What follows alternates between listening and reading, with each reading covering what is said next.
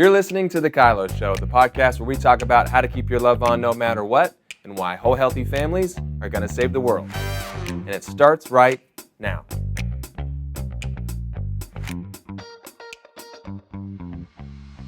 Hello and welcome to The KYLO Show. I'm excited because we have someone else with us today. What? I know, maybe you haven't noticed, but if you're watching, there's now another very handsome man here with us. I Sorry. like the way you said another. That's good. I That's was trying to- That was an offhanded compliment. Yeah. Whoops, I didn't mean to encourage you. I'm back. You're back. I was here a while ago. I'm back again. Mm-hmm. It's good to be back. It is. And who Mr. are Ben you? Serpell. Yeah. Yes. The handsome guy is her husband. That's it. If you're listening and not watching, I'm her husband. Mhm. Which could only mean one thing. If you're on here with me, Yes. we're probably talking about something that we do together. Mm-hmm. Oh, should I leave? Paddleboarding. No. Paddleboarding. That's it. We are going to be talking about family culture for a while. So we best person to invite in is the person that I'm doing this with. Mm-hmm. So Ben and I have, Dad, you really inspired a lot of the kind of defining this and creating of it and intentionality. I think you guys started something a long time ago. Okay. And it's just kind of grown in our family, and the fruit of it is pretty unreal as far as just kind of how things have changed and been protected and fought for as a whole family instead of just us parents. Mm-hmm. I remember when Ben was going through his bachelor's program, I think it was, and you had to do some kind of a project or write a paper or something. I forget exactly what it was. Yep. But we built something called Arrows. Yep. Like Arrows family coaching. services or something. Yes. Yeah. And it was from the scripture about, Yep. that children are like arrows in the quiver. Blessed is the man whose quiver is full. Amen. And we got all the way, into the design of it, and we realized, really what we're helping families do is create a culture. And then the culture creed and all that stuff came out of that, and boom, it's years later, and here we are. Yeah. And I think really what happened is, my bachelor's program and things I was going through were inspiring this, like, I want to help people in a meaningful way. So we started talking. And through those conversations, we came back to the house and went, okay, we should practice first. Yeah. There's deeper places we can go, Mm-hmm. and we can start applying this stuff that we want to give away. Let's actually do a good job here. The light that shines the farthest shines the brightest at home. Yes. Danny's a quote machine today. He'll just be quoting old hymns. That's funny. Yeah, That's good. That's definitely what happened. true. It feels like I would say we were a pretty connected family before we did this. You and I had worked out our marriage stuff, but I don't know that we knew how to define culture in our family. So that what is family culture was a pretty new thought, other than, your families are savers, my families are spenders, your families are this, my family. That natural, I think, in the defining the relationship course is like, what are your normals? Or that's what I assumed culture was, and it's part of it, but that's kind of where it stopped for me. It didn't. I think that was pretty clear on the. And you guys had pretty wet cement when you started talking about this too. You had little kids, did. so they were all still learning your culture. Yeah. Very much so. Mm-hmm. I think defining what culture is it's been a fun process to give away to other people as well. We just came back from our kids' school retreat, and we've done this with another family, quite a few families, and one of them came up to me and just said, I feel like we just clarified who we are working with you guys. Mm-hmm. And that for me is what I feel like defining the culture is what we're trying to do, is help people clarify who you are and, find your places of agreement, your partnership. And that's the other thing they were talking about, is that I feel like all of us get to partner together in a way that we've never partnered with. It was always kind of the parents just writing the kids, but it's changed. So that was fun to hear, which is why one, we did this. It helped our family tremendously, and then being able to turn around and give it away. Yeah. So It is an empowering move to help people have a target. Yeah. I think that when you're ambiguously fumbling through life, not really sure why you're irritated with each other, or not really sure what the ongoing disconnect loop is, it's usually, I'm trying to get us to go to my normal, and you're trying to get us to go to your normal without ever talking about it. And then we get upset when you don't. Yeah. Instead of like, hey, let's sit down and let's pick the best, and we'll both shoot at it. Yeah. And I think that really changes the grid for folks, and they feel much more powerful because now I know what we're both shooting for, and I don't feel controlled or manipulated, and I feel punished less than I used to. Yeah. And I think it's I saw something the other day. Someone said, choose your hard. I mean, there was a whole list of things. One was like, do you want to lose weight or be healthy? They're both hard. There's going to be a hard. And my point there is, I think building a culture isn't easy, because it does. And this is really your input, Danny, over years of describing this. But it does take time, and it does take a level of intentionality that doesn't just take place. Like I have to stop and be willing to look at the hard stuff and then do the hard work. And I think that's often where people get stuck, is either I don't know where to start, or I'm scared of what I'm going to find.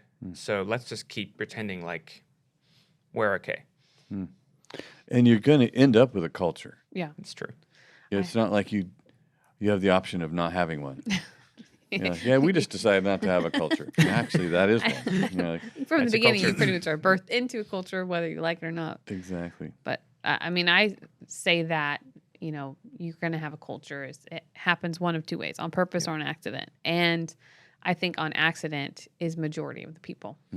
And the other part of, what you were saying before is we have our two normals and we fight against each other of who's going to dominate and who's going to win, but we don't make a common place to say that's what we want.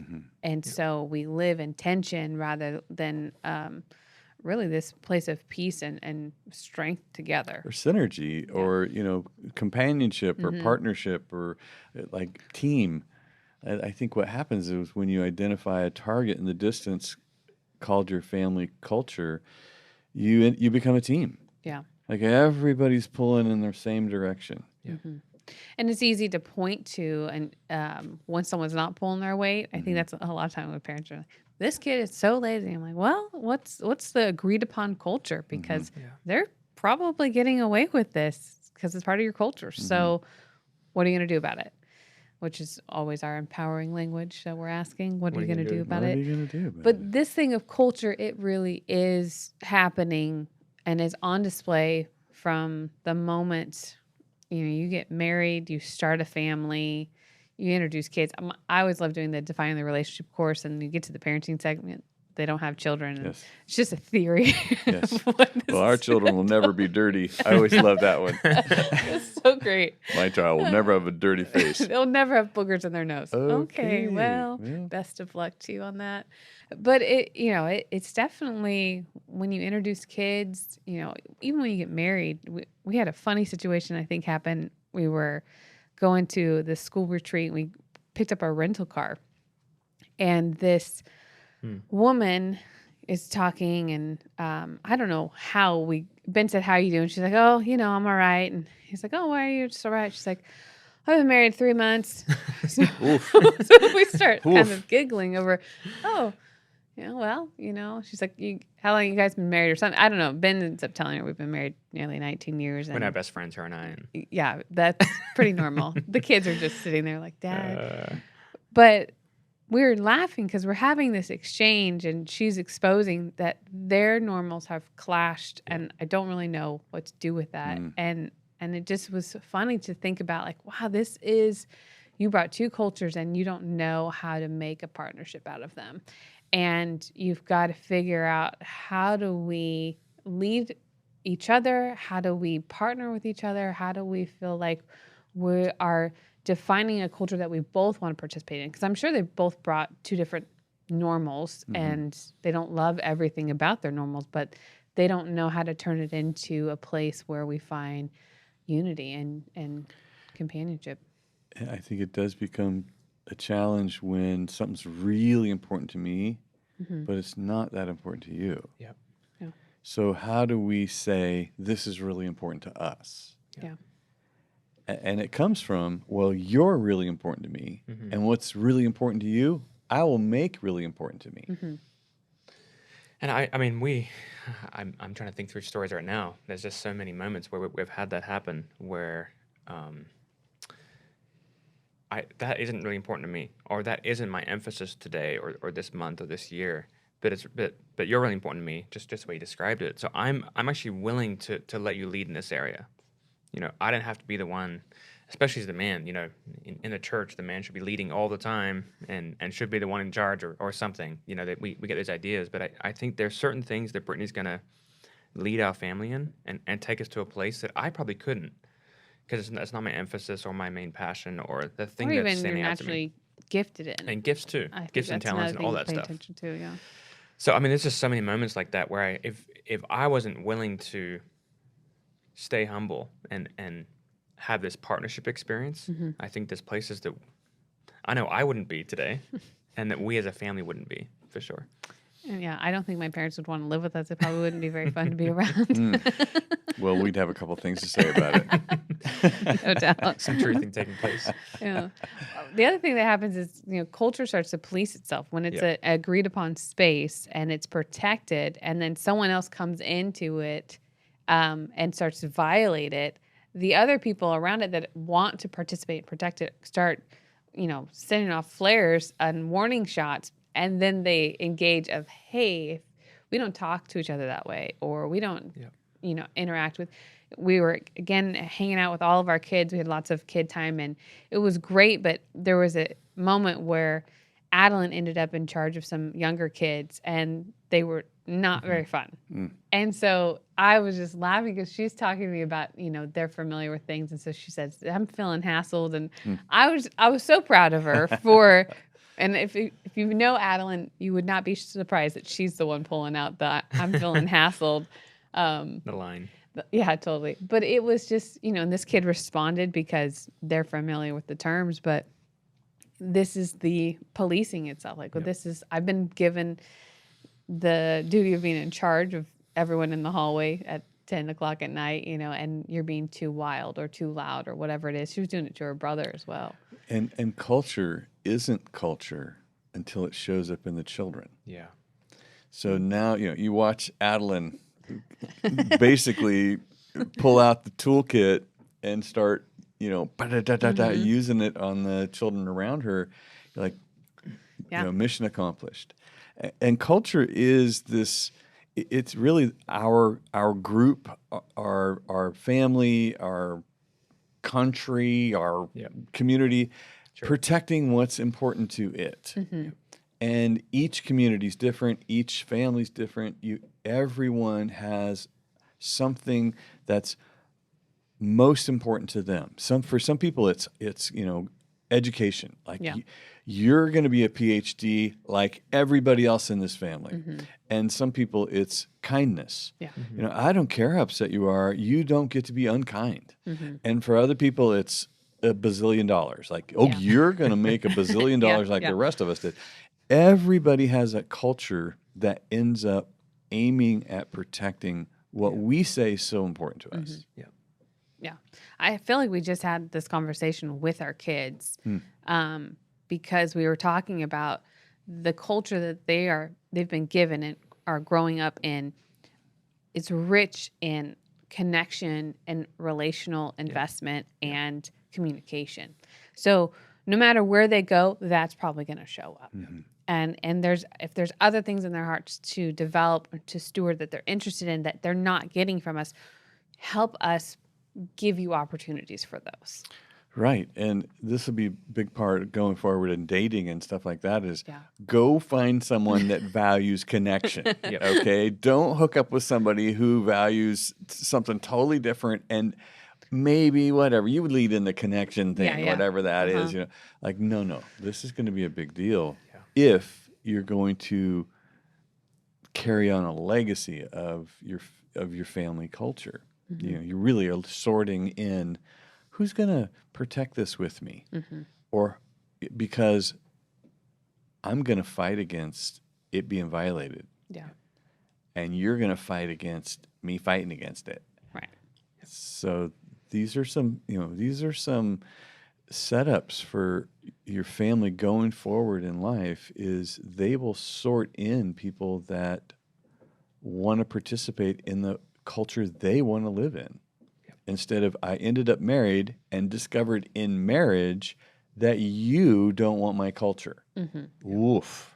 Right. And that's the beautiful illustration of find someone that's on the same plane as you and you're defining the relationship. Go in the same I place. just love that. I always think it's such a great analogy of, don't get on the wrong plane hoping that they were going to Don't somehow. switch your ticket at the airport. Don't- Come on. don't do Meet it. them on the plane. Meet 'em on the Don't do plane. it. Yeah. It is it's a crucial element to remember.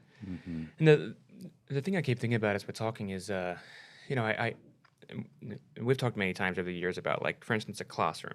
When your child goes into a certain classroom, there's a culture there. When they step out of that classroom into a new one, especially in high school, they're in like 6 different Math, English. all these different Social subjects all studies. day, and each classroom has a culture. I think the same way when your child goes to children's church or whatever they're doing in their church community, they show up and they might be like operating in this great gifting and all these things are happening, but they come home and they're going to fit back into your culture.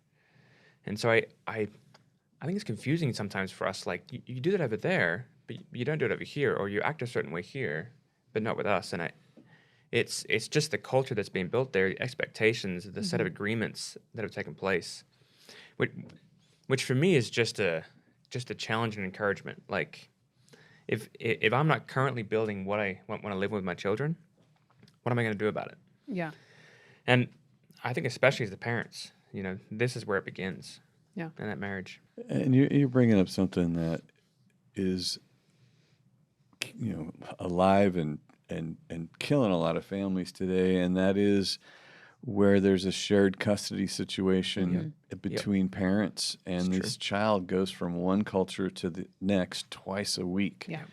And one parent is saying, they are undoing my culture. Yeah. My kids go over there and they get to do, Disneyland every week, and then they come back to jail. Yeah. And this is, and you're like, that is one of the reasons why you don't live together, is you can't blend your cultures. You refused to build a culture together. Right. Totally. That's why you had 2 cultures in your home making you guys crazy. Now they're apart. Yeah. And this is reality. But kids are super resilient, Yeah. and they also will adjust. Yeah. Just like moving from classroom to classroom and teacher to teacher, That's great. they'll move home culture to home culture. If they go to spend the night at a friend's house, or they go be with their grandparents for a week or whatever, they will adjust according to the leadership of the culture. Right. If they brought the culture of chaos to any environment, and that leader that they found in the environment doesn't police it, doesn't say, no, Lead in it, we're protecting this, then the kids' chaos will rule in any environment they go in. Yeah. So it is a challenge. It's quote unquote not fair. Nonetheless, if you're going to create a home you want to live in, you're going to have to lead it. It's true. And that's what I feel like we're always trying to help clarify to parents, is that you've got to model what it is that you're wanting to see created in your home. Yeah. I always love the story when someone's complaining about their kids not being grateful or not saying thank you and please, and then I get to ask, well, how well do you do this? There's a big reflection. How disrespectful are you to your kids if they're being disrespectful to you? How much are you leading in? If you want the house clean, well, how much do you pick up after yourself? if you value sitting down at the dinner table, how much space do you give for that? So there's a million little things that if you're unhappy with it in your home culture, I would take a moment to reflect, man, what am I modeling for them? Because they're going to follow whatever they see me doing. But if I'm not leading in this, then they're going to be leading in the thing that I'm not doing well. Well, that modeling is leading. Yes, it is. So, I'm thinking I always love when parents are like, they don't do their chores, they don't do any of these things. I'm like, what is that? What I'm wondering what it looks like in your partnership. It's like, we're doing this together. Like there's something that children love when they see the willingness to partner together. We're going to do hard things together. I'm going to cheer you on. We're going to partner. I'm going to do this for you. Here, now it's your turn. Yeah, and we're going to have a whole deal on marriage culture here coming up, right? We are. We Yeah. got to sit still. We'll get into it. But it is I modeling. I mean, Allie wrote this thing that I did not catch before. Did you catch that? I never saw that till I read this. Yeah, she wrote down that culture is associated with, affiliated with the word cult. Like culture, cult. Yep, cult. It's right there, right there, which is Which is a worship. little offending at first. Yeah, like We're part of a cult. Cult, the cult of honor. But in there, cult means to worship, and That's right. so your culture really points to what it is that you worship. Yeah. Yeah. Which kind of telling, kind of like whoa, Yeah. whoa, Very revealing. whoa, and and then she points out there's two places where worship goes. Worship goes to God, and worship goes to man. Yep. Yeah. And what's important to me or what's important to God? And I will establish a kingdom of God in my home or a kingdom of me in my home. Yeah. Like, oof. And there's the modeling. We're back to it. That's it right there. Do you model the worship of man or of God in your home? And easy thing this to is a sit on. really important one to us. Yeah. And it's a big deal to us. I think if we're honest, we haven't always done a great job leading our family in this. And I'll talk about myself for a minute. Great. Good Let me talk about you, wisdom. Brittney. That was wisdom right there, Ben. Let me rearrange my words for a second here. The marriage one's coming later. But Maybe it's coming later. it's going to be a counseling session with Danny. Oh, don't drag me into this. Yeah, just the opportunity, I think, to do I really believe this? Is this really a priority? Because if it is, it's going to show up in my behavior, in my belief system, in my words, and what I'm modeling for you. And I'm going to start seeing it, just like you said. You know a culture is starting to stick when the children are doing the same thing, Yeah. are playing it out. Yeah, we went to our school retreat, which I'll reference a million times because it was so fun. It was so fun. so They're doing a impactful great for job. everybody. What school is that? It's Yeah. called Valor Global Online. Cool. And it's just been a godsend. If you follow my socials, I talk about it there. But all the kids were impacted. One of the things they asked us to do was to leave there and do 40 days of prayer. And so we started that. And, we're trying to figure out, I don't know how well I'm going to get Lincoln on his knees praying realistically. He's 10. And we're trying to do it in the morning because I feel like they're less distracted in the morning. They're more tired, less distracted. But we're reading this book that they suggested. It's called Draw the Circle or something like that. Yeah. I can't remember the man's name. I feel bad now, but I'm only 2 days into it. It's great though. And one of the things he says is when we pray regularly, this is a tongue twister. When we pray regularly to God, irregular things happen regularly. Yep. And How much would totally is. I love the quote. It is great, but I feel like I have to slow down to say it correctly. it's corn? And Oh. so now you're being trendy. But in this moment of talking about this, we started telling the kids how we had one day where we're walking and talking with people, and we had done a few things at the school. And so people are just showing their gratitude by offering to pay for things. So whether it's our meal or whatever. And so one day, everything that we tried to pay for was taken care of. Yep. And it was weird. It wasn't normal. And so It followed the next day, too. it did. It followed until Yeah. coming Just back kept home. going. So we got to talk about that to the kids and just kind of insert truth to this statement and insert our culture yet again, this thing that we care deeply about. And so it's just So fun good. So good. when you're prioritizing things like that. And Which for me brings up the point, which I'm really good at. This is I'm Talking about you again. I'm not sure Okay, here we what's go. happening. making fun of myself for a second here, but I think the consistency thing Sure. that that really is required, especially in a 40-day thing. 40 days is can feel like a long time when you start. But the consistency. Thankfully, we're still eating and drinking things, so it probably true. won't feel so bad. It's not a 40-day fast. Yeah. 40 days of prayer. That's true. Prayer and worship. But it really drives home. This is a priority. Because we're willing to get up at 7:14 because it's connected to the 2 Corinthians. 2 Chronicles 7:14. Chronicles, yeah. If my people verse. So, but it's just the consistency. It does something to me personally, and I think us as the leaders of this culture. But it's communicating something to our children. Yeah. That I'm just so excited about. It's super fun. Which plays out, I think, in every element of our culture is when we can stay consistent that this is what you experience around every turn. With this situation, you experience this, and it's consistent. Yeah. It starts to stick. Yeah. It's good. The two verses in here, one out of the Message Bible and one out of the Passion Translation, is the Romans 12:2, which is, don't be conformed to the patterns of this world, but be transformed through the renewing of your mind. This one says, Message Bible says, don't become so well adjusted to your culture that you fit into it without even thinking. Yeah. Yikes.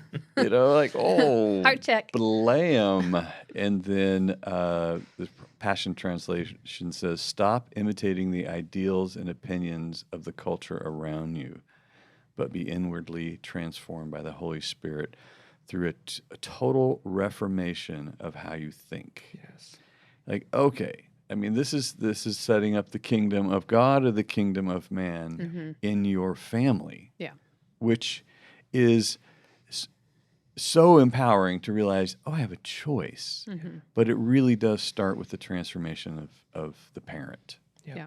Like, I have to be transformed by the priorities of God before I'll ever lead my children into the same thing. Yeah.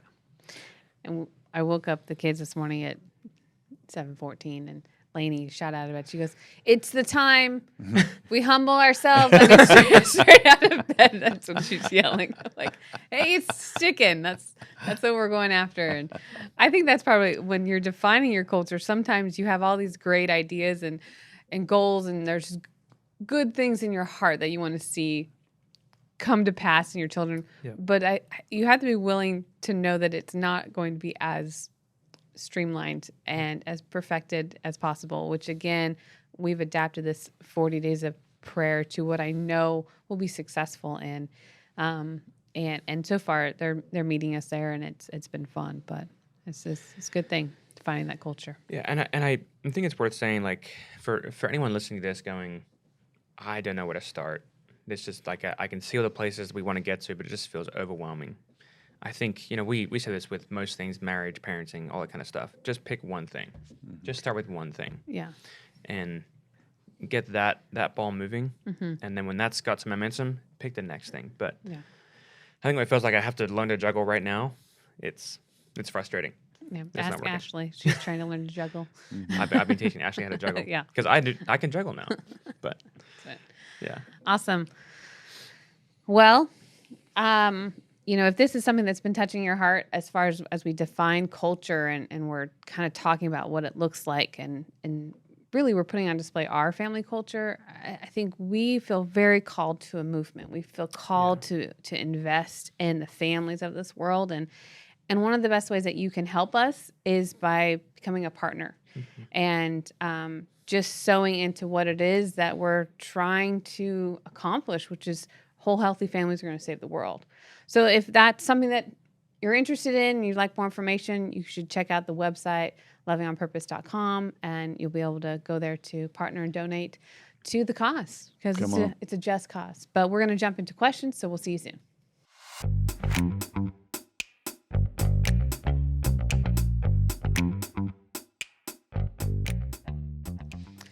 All right. Well, we're going to jump into our question. We had so much fun, so we only are going to take one question today. But this question that we've got comes to us from Susie. Hi, my name is Susie, and I have a question about people who talk nonstop about themselves, like making little or no inquiry into the other person's life. I have a few people in my life who are like that, and I have speculations about why they are that way, but I'd appreciate your insight on that. And I'm also just looking for some practical help to attempt to shift that relationship dynamic, because I can just sense the resentment growing about time spent with them. Thank you so much. Talk about culture. I was just thinking the same thing. Mm-hmm. Well, you go right ahead. To guess. All right. Back to you, Ben. I was thinking this does display some of the culture potentially, and we have said, because Danny said a long time ago, something to the tune of, we teach people how to treat us. We are training the environment around us what our culture is. Mm-hmm. And so, Susie, I appreciate the question. It was vulnerable at some level. Like that's real. But I think my encouragement would be, and then I'll let my co-hosts here. Oh, thank you. share. But I think my question would be, or my encouragement is, have they heard this from you yet? Have they found out the impact and experience you're having? Because it's no fun, and it feels like they're being selfish.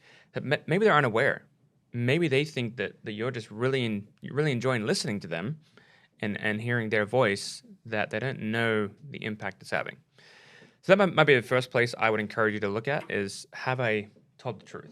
Mm-hmm. Have I communicated the impact? And if you have already, I would maybe keep walking out this friendship and see where it goes, and look for some other ones. Sometimes it's personality differences. You know, high eyes. We've talked about this before. The influencers say that they love to talk. They love the energy. There's a lot usually going on, and or even a love language. I want to be interesting, so I'm just gonna keep filling the space of things, and I'm gonna keep engaging because I feel like that's how we're connecting. So to take into account those things, but again, feedback is very powerful. Feedback, if you don't communicate feedback, I think resentment happens, which is what she said is bubbling. But most people, if they really are true, beautiful friends in your community, they love you and they want to love you well. And so that little bit of feedback, and it doesn't have to, if resentment is growing, make sure that you don't have Thor's hammer coming down on their head with your feedback. A hero sandwich is probably a great approach, especially for a high Thor's eye. hammer. Yeah. But if you are trying to not speak the truth in love, then you're probably going to get into some defensiveness. But if your willingness to, hey, I love hearing your stories and how things are happening in your life, but I also was wondering if maybe I could share, because I think sometimes I don't know how to share, because you have a lot of stories, and I want to be able to happen around you, and I just wanted to communicate that. So again, feedback is a powerful tool, especially if these are friends that love you, and most likely they do. I concur with everything you guys said. I think that Susie is going to have to say something. Yeah. She's going to have to say, hey, I feel invisible in our relationship. I know that you have lots going on, and I feel competitive when I have to fight to say something or contribute something to this conversation. And that, it's going to take some risk, and somebody might, these people might be aggressive. They might be more dominant than she is, and they might turn it around and make her feel like an idiot for ever expressing a need. And she's going to have to power through that. Yeah. And she's also quite likely going to be in the market for new friends. Yep. or hopefully this isn't her spouse. And if it is, because the stronger the connection, the more direct you can be. Totally. And I surround myself with aggressive verbal processors. I love to listen. I just love to listen. I really do. So I hardly ever need to say something, which is so weird because sitting here talking my head off. I don't really need to talk. I love to listen. But if I have somebody that's doing that, which is not uncommon at all, I'll say, okay, all about you. But where I'm more back to you, and my humor will kick in, my passive aggressive sarcasm will kick in, and I will start coming over the table at you. And eventually you're like, are you trying to say something to me? I'm like, yeah. I really would like you to you guess? talk, ask a question about somebody here. Yeah. And you definitely do that when you have a high level of connection. You have to have a strong connection to be that direct. Really, that sarcastic, pops in the face, if you will. That comes when you've got a deep enough connection. Yeah. If you do that with a weak connection, you probably won't be hanging out very often. Right. Well, that's a great way to test a connection right there. Because maybe there's other better ways we can test connection. That's how we got disconnected. And that's when the fight started. Yeah. Right. So that's great. Great question, Susie. I love it. We're going to go ahead and actually jump into our testimony. So we'll be back in just a minute.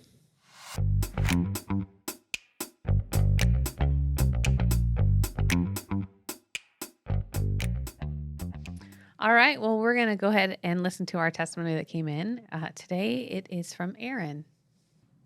Hi, Danny and Brittney. It's Erin Ploon from Louisiana.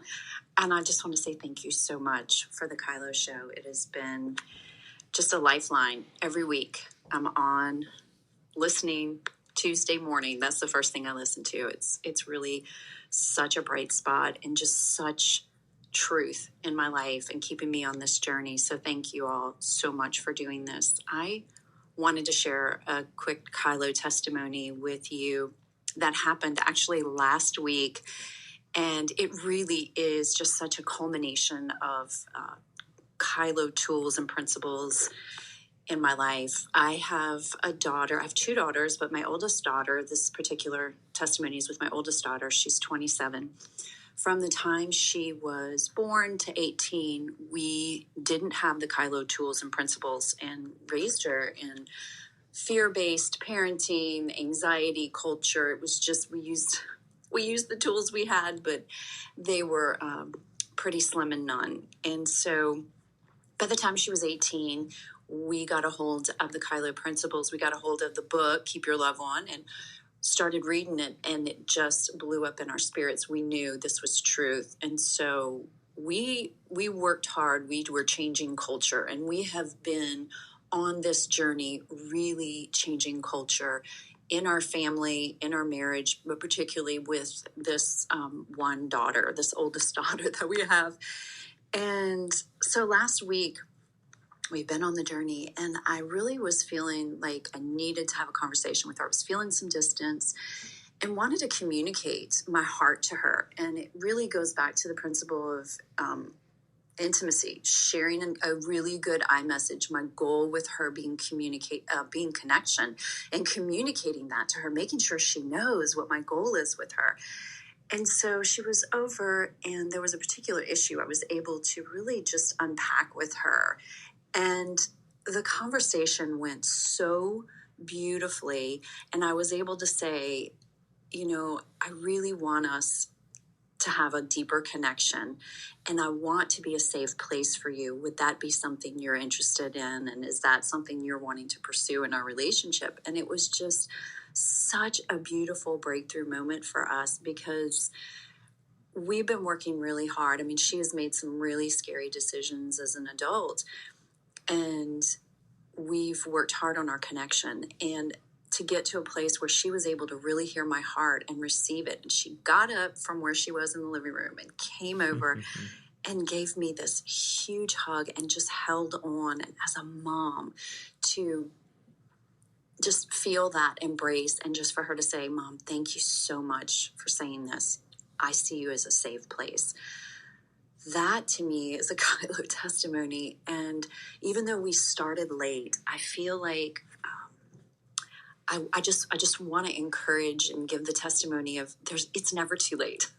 It's never too late. And that there's always hope in relationship. And that's really a huge KYLO testimony. So again, thank you so much for what you do. Thank you for the message. And we're in it with you. Whole healthy families are going to save the world. She had like a double testimony. Yeah. You know? Oh my gosh. You have the whole production team They're all crying. crying. We're all Yep. crying. Well, That's awesome. That's beautiful. I think that the question of is it too late? was so I good. think we've even got a coaching session Ben and I do this week of a couple that's their question is, I don't think we can do this. Like it's too much damage. There's too much that's happened and there's no hope. So, I mean, there's your hope right there as Aaron's putting on display. You just keep changing the culture and you keep protecting this new culture that you found and you just stay consistent. And the, the absolute harvest that she's got is her daughter's like, I believe you.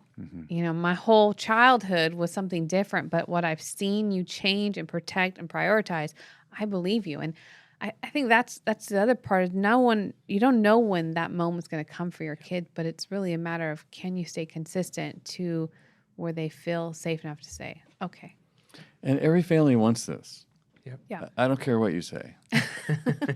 I don't care. You go, my dad's like, whatever. I'm not going to get into that part. It's true. Everybody wants to love and trust and be connected to each other. Everybody does. Yeah. Now, the level of brokenness between where you are and getting there is your job to deal with. Yeah. And to change family culture like the Plunes did was radical. Yeah. Yep. It freaked out their whole family. It definitely did. Because the family has been trained in something else. Yeah. And when they came in with all these new tools and all this vulnerability and all this repentance, and the kids freaked out. Like, what are you trying to do? You're changing the rules, Bah. Like, right, we are. We're changing what was so important to us. Control is not the issue anymore. Connection is. Oh, we have no connection tools. We're your children. Like, right. And now we're going to lead in something. And you're adults or you're teenagers. You're really disconnected teenagers or you're adults. And now as parents, we are going to pursue connection. And they've done it. Wow. Kudos. Job. Amazing. And this feels like the paying attention to legacy. Like, what are we going to pass on? This is what we were given. This is what we've operated in. And if we're willing to change it and close that gap you're talking about with the brokenness to this culture, if we're willing to actually close that gap and do something different, there's a day coming, there's a harvest day coming where the line of my family for generations to come begins to change. And that's the thing I love dreaming about and love hearing about, and the testimonies we hear so many times of people like, our family was going this way, and I made a decision, and now we're going this way. There's just so many of those out there, and there's so many more coming. But that's why I get up in the morning. I love this stuff. Yeah. Well, Erin is actually one of our coaches on family coaching, and Rusty might do some of it with her, but she's on there, and they have helped so many families since they really became students of the KYLO material and have just seen the fruit in their family, and then we want to give it away, and so that's what they've been doing, and we've been able to start partnering with them, and they're on as some of our coaches, and so it's just really fun to empower people that are doing a fantastic job of really owning this message and then adding their own flavor to it and then just seeing fruit come from their lives. So that's wonderful. So Great good. testimony, Erin. Yeah. Thank you so much for sharing that. And hopefully that gives you some hope. If you're battling with how do I actually create a culture that I want to live in? How do I actually do this well? I think that Erin just gave you quite a setup for some hope that's needed to continue on that path. So it's great. Well, that was a great show. Boom. Awesome. We will see you next time on the KYLO Show. Thanks for joining. Thanks for listening. Never miss an episode of The KYLO Show by subscribing to Apple Podcasts, Spotify, or watch us on the Loving on Purpose YouTube channel. Don't forget to submit your questions and testimonies to thekyloshow.com. The KYLO Show is produced by Ali Armerding, co-produced by Ashley Beck and Anna Hill, sound engineered and edited by Taylor Silk, and show promoter Christian Zamora. Don't forget, whole healthy families, gonna save the world.